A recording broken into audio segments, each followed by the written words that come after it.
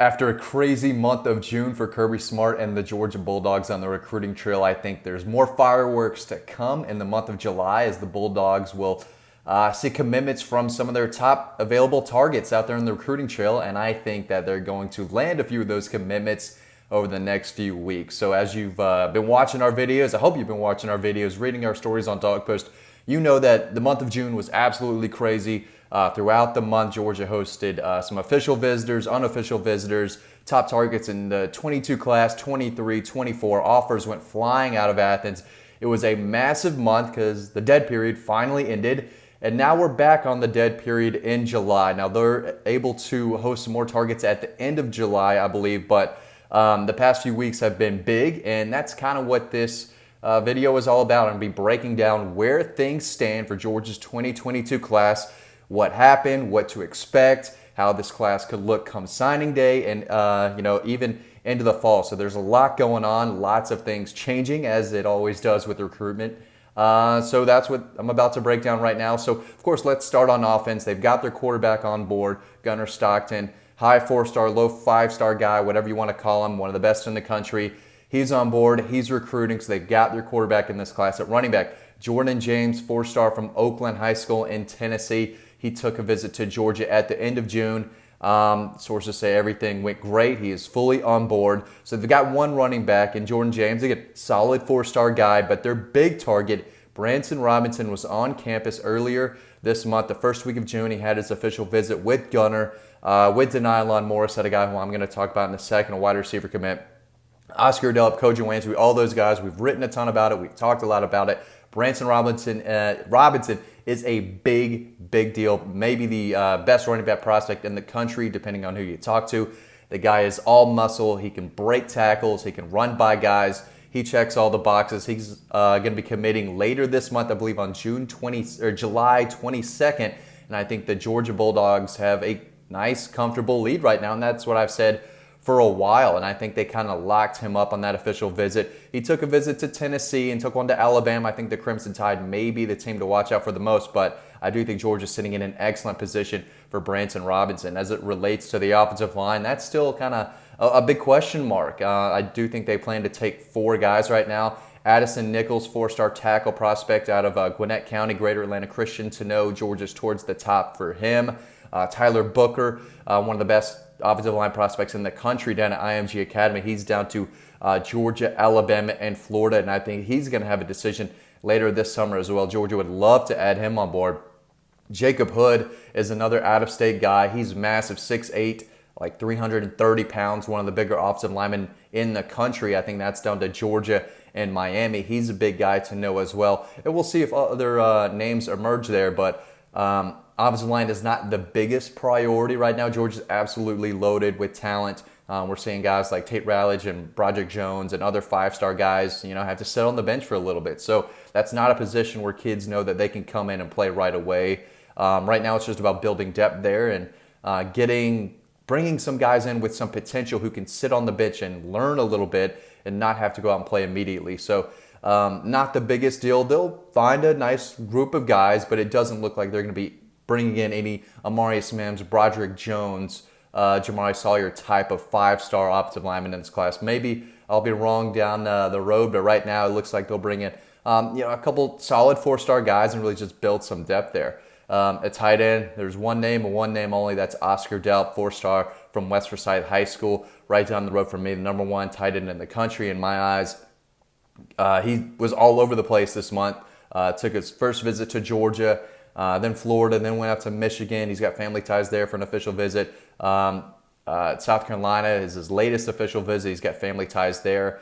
I do think it's going to probably come down to Georgia, Clemson, South Carolina. I think Georgia, again, has a nice little lead for him, and I think a commitment might come this summer. Maybe he decides to check out a few games in the fall, but I do think Georgia is the team standing out to him right now. At receiver, they've got one on board, Denylon Morris, 4-star wide receiver from North Cobb High School. Kojo Answe, 4-star from Lambert High School, another Forsyth County kid. He's going to be making his decision on July 5th. I think that's going to come down to Texas A&M, Georgia, and Alabama. He's coming off a recent visit to Southern Cal.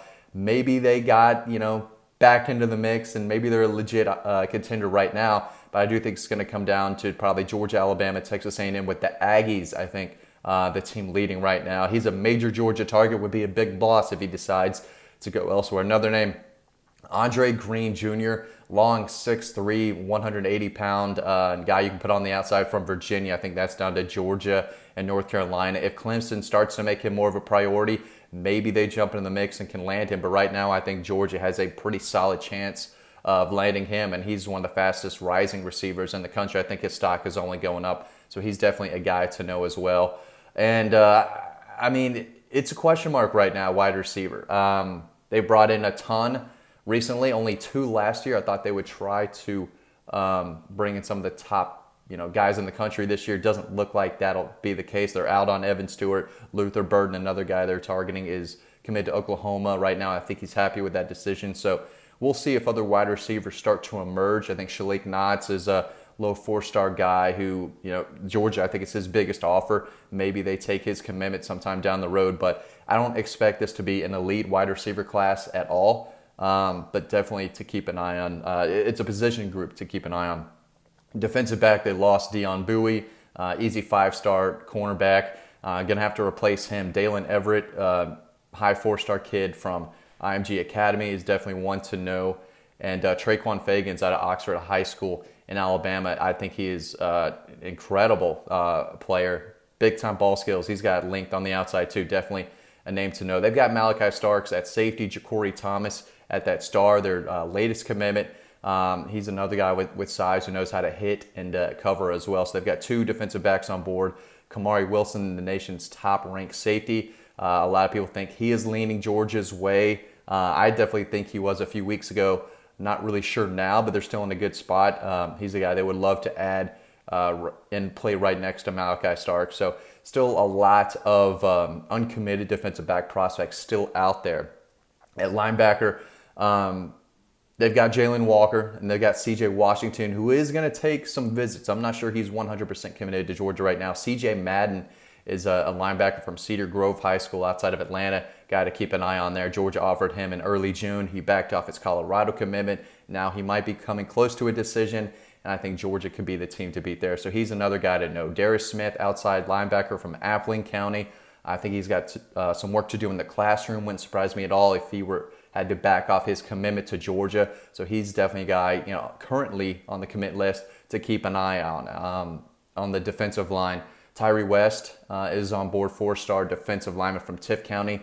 They need another 5-star to play with him. They lost the commitment from Bear Alexander this month, one of the top defensive line prospects in the country. Travis Shaw, top 10 player in the country. Walter Nolan, another 5-star defensive lineman, top 10 player in the country.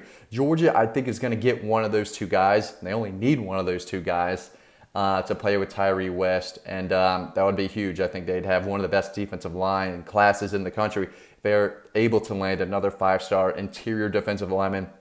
And then maybe go get Dennis Sutton, a kid from Pennsylvania, one of the top edge defenders in the country. He took his official visit to Georgia in the middle of June.